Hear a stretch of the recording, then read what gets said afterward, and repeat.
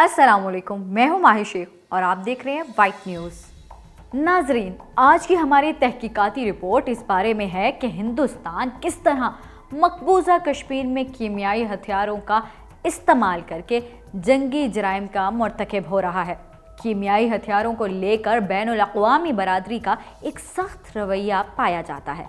यही वजह है कि नाज़ी जर्मनी के दौर में जब इत्तेहादी फ़ौजों ने हिटलर और इसके हवारियों को तारीख़ में निशाने इबरत बना दिया, तो इसकी बड़ी वजह जंगी कैदियों के ख़िलाफ़ गैस चैम्बर्स और कीमियाई हथियारों का इस्तेमाल भी था। माजी करीब में भी देखा जाए तो इराक़ पर अमरीकी हमले का सबसे बड़ा आलमी जवाब यही पेश किया गया कि सद्दाम हुसैन कीमियाई हथियारों का इस्तेमाल अपने मुखालिफिन के ख़िलाफ़ कर रहा है।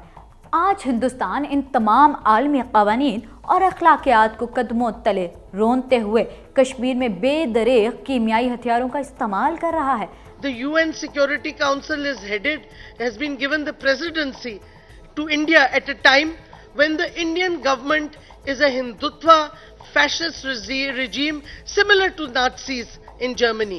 So imagine, would the UN have allowed a Nazi regime to chair the UN Security Council presidency? Would they have allowed it to have the presidency?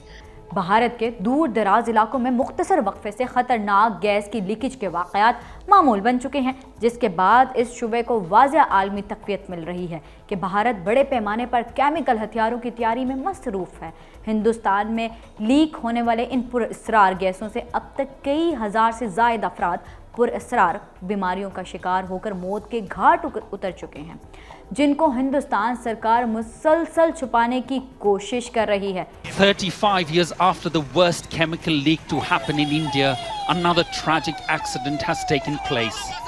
याद रहे कि भारत का हथियारों की तैयारी का सबसे बड़ा इदारा defence research and development organisation DRDO कुछ अर्से पहले हिंदुस्तानी साइंसदानों को हदायत कर चुका है कि ऐसे केमिकल बैलेट गन्स तैयार किए जाएं जो मद्दे मुकाबिल को चंद घंटों के लिए मुकम्मल तौर पर मफलूज कर दे और वो सिर्फ सांस ले सकें। भारतीय फ़ौज इन गन्स को मकबूजा कश्मीर में बड़े पैमाने पर पहले ही इस्तेमाल कर रही है। मकबूजा जम्मू कश्मीर में भारतीय फ़ौजों की तरफ से कीमियाई हथियारों के इस्तेमाल से पहले भी बेशुमार अमवात हो चुकी हैं।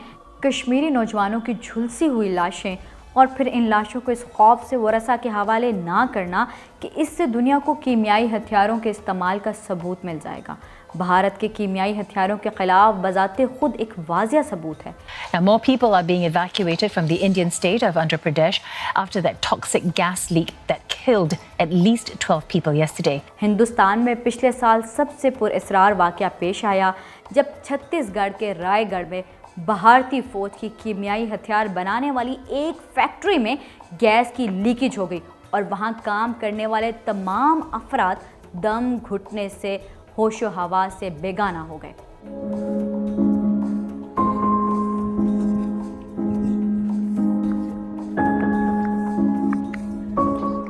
जबकि हिंदुस्तानी मीडिया पर बताया गया कि ये हादसा पेपर मिल में हुआ है।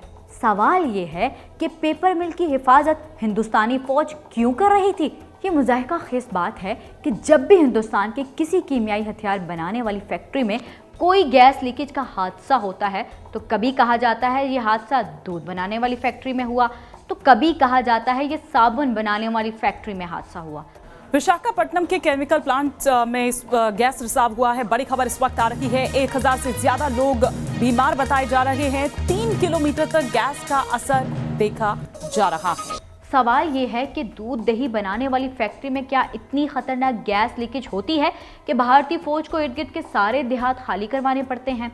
आलमी बरादरी को चाहिए कि हिंदुस्तान के कीमियाई हथियारों की रोकथाम के लिए फौरी इक़दामात किए जाएं ताकि दुनिया को मज़ीद किसी बड़े सानिया से बचाया जा सके।